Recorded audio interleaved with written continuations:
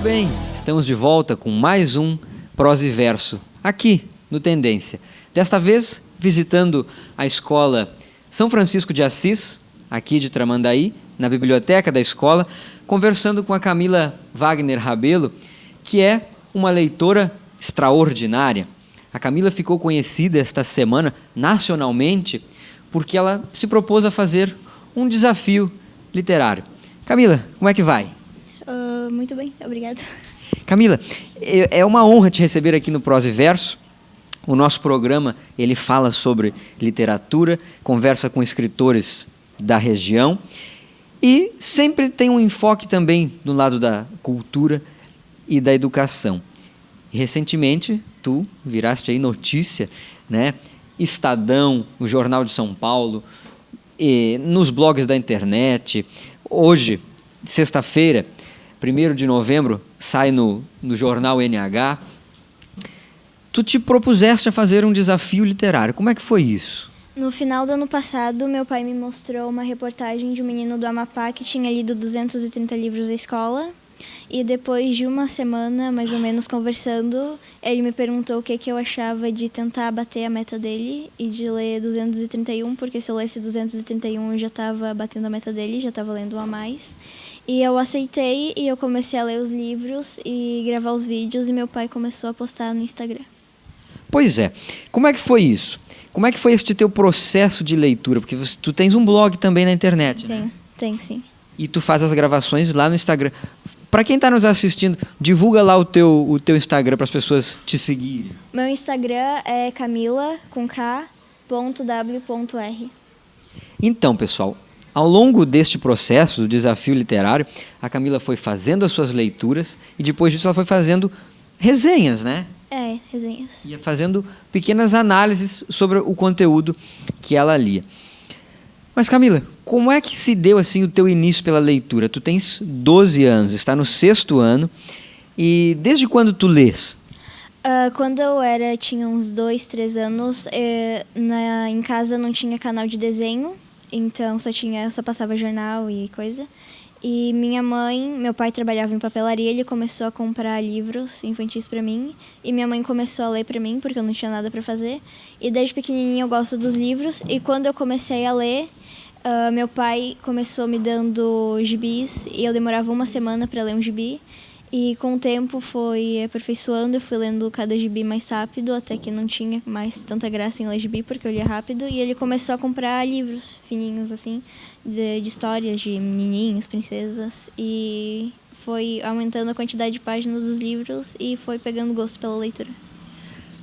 Bom, como a gente disse, tu tens 12 anos. Portanto, tu se encaixaria na faixa de leitura infanto-juvenil, né? E para este processo de escolha, como é que foi, assim, esta questão do gênero de livros a ser escolhido? Tinha uma média de páginas a ser batida em cada livro ou não? Eram livros em geral? No desafio, os livros seriam de 40, 50 páginas até 100, 120, mais ou menos. Mas teve alguns livros, uma meia dúzia de livros que eu li, que tinham mais de 100, mais de 200 páginas alguns. É porque eu estou olhando aqui nos livros que tu indicas, que está na matéria do jornal NH, que não tem só livros do gênero infanto-juvenil. Nós temos aqui Augusto Cury, tem o clássico mundial do Pequeno Príncipe e alguns outros livros. Dentro desse processo, 231 para bater o recorde do menino do Amapá. Sim. Tu já está em 232, né? Sim. Qual é o livro que te marcou mais, assim? Tem como apontar algum favorito? Os dois que me marcaram mais foi o Pequeno Príncipe, que eu ganhei, tinha uns 8 ou 9 anos, de uma tia minha, e eu já li umas 5 vezes o Pequeno Príncipe, e não tem uma vez que eu não goste. E o Extraordinário, que trata sobre bullying, sobre um menino diferente, mostrando que ele é igual a gente. Naturalmente, quando a gente fala de uma menina que lê 232 livros em menos de um ano, né? Porque não foi exatamente um ano. De quando tu começou o desafio? De 20 de janeiro. Dia 20 de janeiro de 2019. 20 de janeiro até meados de outubro. Quando é que tu finalizou? Quando é que tu bateu o recorde? Dia 28 e dia 29 de outubro. Acho que foi dia 29. 29, Dia Nacional do Livro. Que data significativa, né? Mas, naturalmente, quando a gente vê que leu 232 livros, extrapolando. Eu não vou nem dizer que isso é uma média, porque ela está acima de qualquer média de leitura deste país, que no Brasil a média de leitura é de menos de 5 livros lidos por pessoa em um ano, né? Tu tens alguma pretensão de futuro, projetando uma carreira literária? Tu queres ser escritora? Ou qual é a profissão que tu pretendes seguir? Eu me espelho, eu quero ser parecida com Augusto Cury, de fazer faculdade de psicologia, conseguir trabalhar com isso, mas também escrever livros sobre autoajuda motivacional para as pessoas, para ajudar as pessoas. Que bacana. Realmente eu me sinto muito orgulhoso de poder estar aqui e honrado de estar na tua presença, exímia leitora, porque tu és, de fato, um exemplo.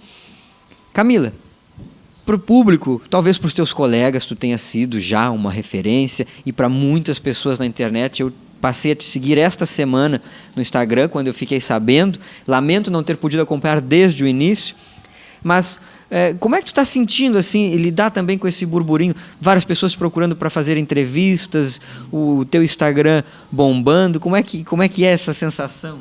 Eu me sinto bem, é muito legal. É incrível poder as pessoas procurarem no Instagram e quererem falar comigo. É muito legal. E para quem está nos assistindo, o que tu tens a dizer para aquelas pessoas que a gente sabe que muitas pessoas dizem: eu tenho preguiça de ler, muitas pessoas não leem porque acham que leitura é uma coisa chata. O que tu tem a comentar da tua experiência de leitura e o que ela te trouxe de significativo para a tua vida? Tem pessoas que falam que elas querem começar a ler, mas elas acham que não conseguem porque ganham sono, coisas do tipo. Mas para pessoas que ganham sono, tem os audiobooks.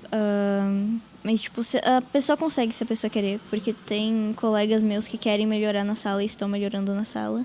E já vi eles com livros, então me realizei com isso. Então, se a pessoa acreditar que ela consegue, se a pessoa quiser de verdade, ela pode ler, ela pode começar com o hábito de leitura.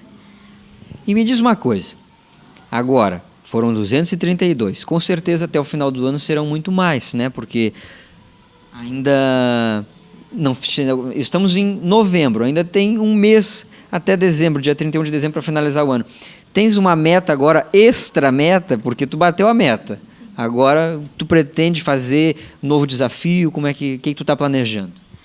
Eu não pretendo um novo desafio para esse ano, mas eu pretendo, quando eu terminar o meu curso de inglês, gravar alguns vídeos em inglês e conseguir escrever meu livro sobre como foi durante o período do desafio, para as pessoas que têm curiosidade de saberem como eu me sentia durante o desafio.